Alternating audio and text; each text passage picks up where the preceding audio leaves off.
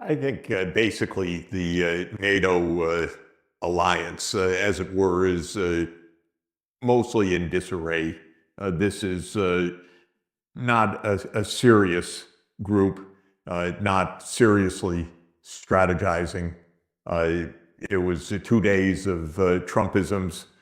He's absolutely mentally unstable.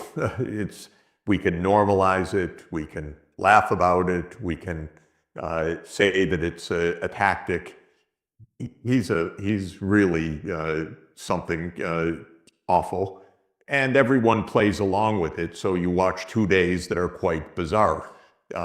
He says that Spain is awful. We should cut off all trade with Spain. Spain's response is, we have very nice relations with the United States. All is well. We had a charming chat. The United States president says, basically, Greenland needs to be ours. Okay, that's fine. No, it won't be. This is not really an alliance right now, and these are not meetings of serious people, I'm sorry to say. Of course, a lot of the talk was about military spending, and it's a club to encourage everybody to spend more, especially on U.S. weaponry, and to talk about war. But there used to be a time when great issues were discussed in a serious way, and that time is long over. The United States is basically without leadership. It flails around. Trump, as I said, is obviously the emperor without clothes, and I would say that this is just bizarre life. Every day is something bizarre, and that's maybe Trump's survival tactic. Every day crowds out the day before, and now we're on to the renewed fighting with Iran, and the NATO meeting will soon be forgotten. That's my basic take. But it's not harmless. It's a whole Western world that is pretty much adrift, without a strategy, quite nasty, engaged in a lot of the deadly war, without anyone seemingly aware of the real risks of all of this. These people distinguish themselves by and large as being fools. Yeah, well, for the US president to refer to the Iranian negotiators as scum, it's quite extraordinary that this has become the new normal, if you will. But also the rhetoric against. Yeah, sorry, go ahead. I was just going to say that the fact that this is normalized, that we shrug and, well, that's just Trump, is not an adequate response to this. We are in hot wars. They're extremely dangerous. People are being killed in large numbers. Life is not a joke, but it's treated as a shrug or a joke, and it is not. So it's, on the one side, quite serious, but the serious point is that nothing serious is actually discussed by these people. Nothing honest, nothing serious, and that is shocking in a world at war. And well, the European leaders, they continue to call for deeper strikes into Russia with, well, their own weapons, based on their own intelligence and targeting. And the objective is apparently to force the Russians to the negotiation table. But this is by European leaders who still, after 4.5 years, still boycott diplomacy. So it's quite strange, and no one seemingly can call them out, because nobody wants to be seen as being, pro-Russian by referring to objective reality. But now we see the American side as well. Marco Rubio argued that attacking Russia will help to advance peace.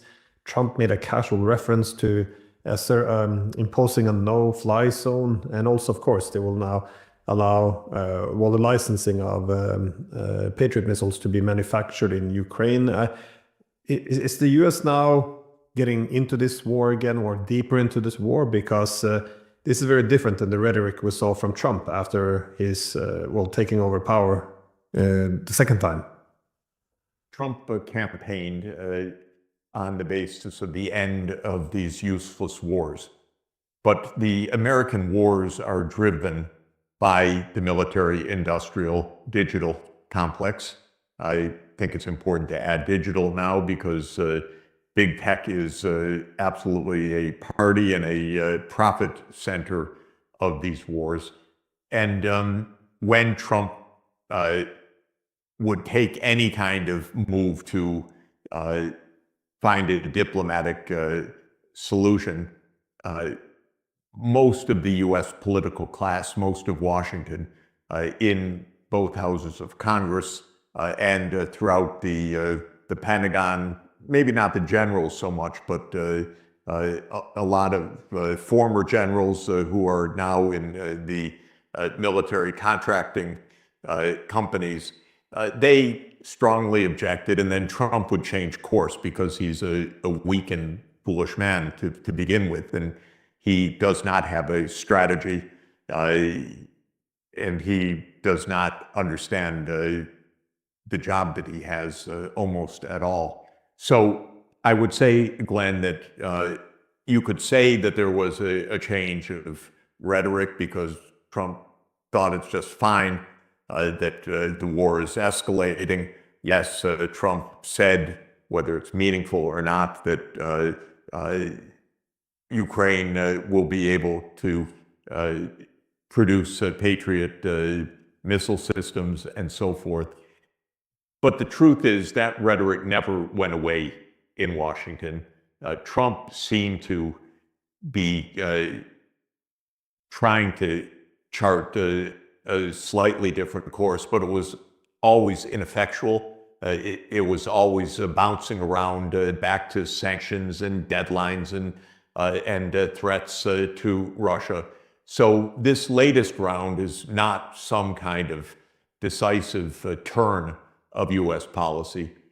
Basically, the U.S. government and I would say the governments of the major countries are driven by a profit center war machine. This is the dominant part of U.S. politics. It would take a strong president with a clear vision and a capacity to talk to the American people, other than in idiotic posts on Truth Social, to be able to make a change, because the president would have to talk over this powerful lobby. Trump can't do that. He doesn't have much interest in doing it. Silicon Valley, especially led by the likes of Palantir, but almost all of big tech right now, is making a lot of money, putting its new models to work in these wars. They like these wars because they also get to test their weapon systems. They get to upgrade the systems. They get big military contracts and so forth. So what happened in the last couple of days is, I would say, par for the course. And the fact that Trump failed to end the war as he promised he would, the war in Ukraine, with the phone call and within 24 hours, is a sign of the underlying dynamics of U.S. politics on the one side, and the sheer incompetence, ignorance, and foolishness of this man on the other side. He can't really do anything that reaches a level of strategy as opposed to hourly tactics. Tactics he can do hour to hour, though not consistently, but strategy he's unable to do. Well, Mark Rutte, the NATO Secretary General, he seemingly threw NATO's weight behind the US war in Iran by arguing that this America's decision to go back to war against Iran was totally justified, and essentially giving his full support. However, it also sends a very direct signal to the Russians, that is, that NATO is not talking about peace anymore, only war. And we saw now that the Kremlin spokesperson, Dmitry Peskov, was arguing that, well, before this summit as well, that the special military operation, it has now become a war because of NATO's involvement. There doesn't seem to be much effort anymore to prevent this march towards World War III. But I did want to ask you, how do you see this statement by the Russians? How will this change? Are they simply, have they given up on the US diplomacy? Do they see it as a fraud like in Iran? Or how do you make sense of these new developments? I don't think anyone in the Russian leadership gives any heed whatsoever to the US or to US diplomacy. I think that they try not to antagonize Trump unnecessarily, but nobody in the Russian leadership is expecting Trump in any way to play a decisive or even an active role in stopping this war. That's over. I think they had some hope early on, but I think what's happened proves Putin's famous adage from a 2017 interview when he famously said that he had by then worked with several presidents. They come into office with ideas, but then men in dark suits and blue ties and briefcases come and explain how the world really is to these presidents, and you never hear of those ideas again. So Putin had a lot of experience, and I've spoken to Russian leaders over the years. They have a lot of experience knowing that presidents come and go, but the US security state, the military-industrial digital complex, is the deeper part of American policy. So I don't think that they ever absolutely were betting on the US to resolve this conflict, but I think they were hoping that maybe Trump would do something, and I think that they put some effort into that the first year. But by already the end of 2025, I think they had really given up on this. And the statements that they're making now are basically, again, not to go out of their way to antagonize Trump, but on the other hand, are very clear to say, we're basically at war. We don't think diplomacy is going to solve anything. We're going to win this war.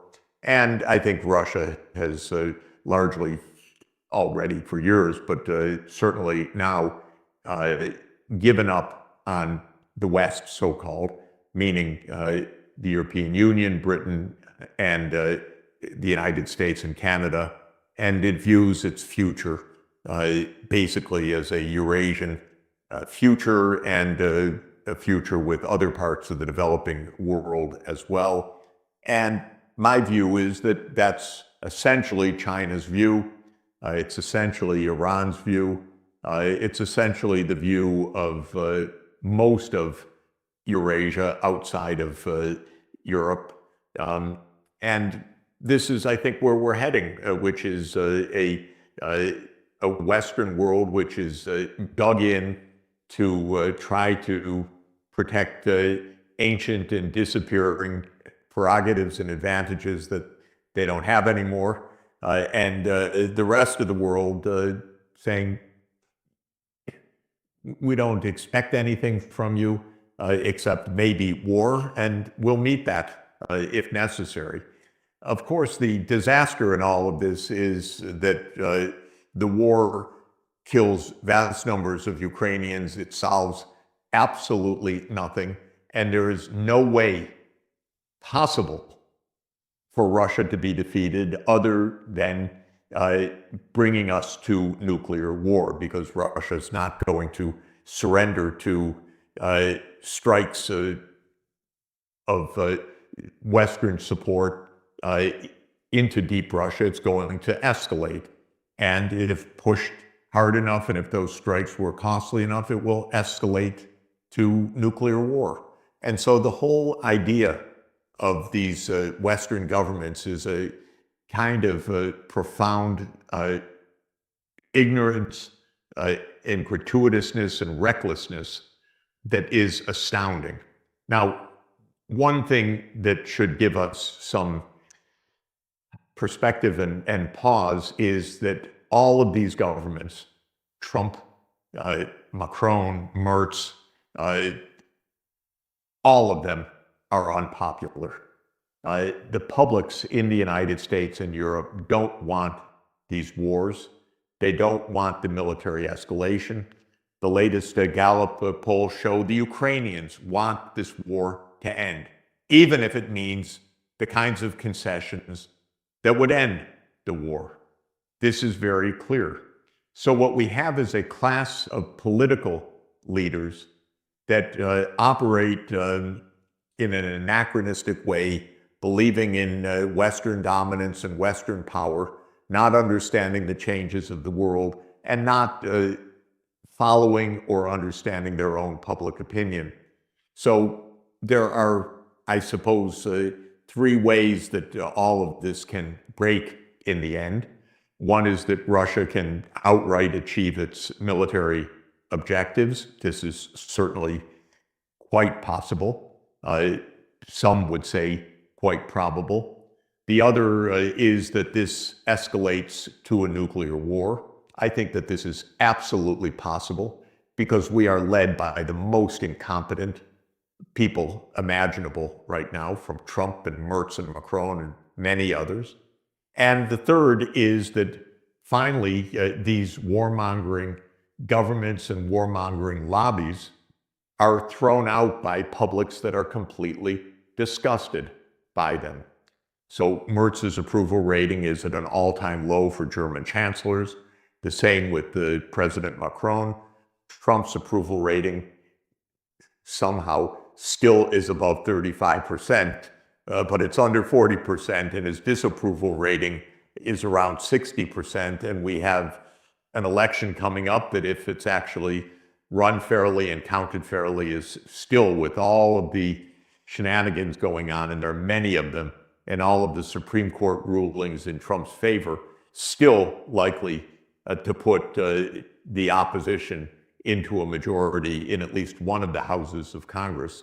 So maybe, just maybe, our very weak and seemingly failing democratic institutions could end up being a check on this quite miserable political class that we have, and that would be the peaceful way out in the end. Yeah, I would like to see that, but it appears that the worse the war goes, the more they rely on the war. That is, when the economies of Europe gets weaker, they look towards more militarism for economic and technological development. When our leaders lose support from their public because of the war, they then use the war to crush dissent by essentially dismissing all opposition as being, some pro-Kremlin conspiracy.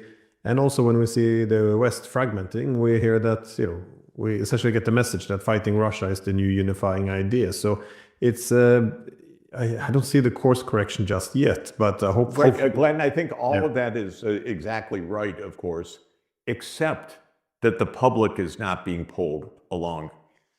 In France, with Marine Le Pen now contesting the presidency next year, that will become France's major political drama, not Ukraine.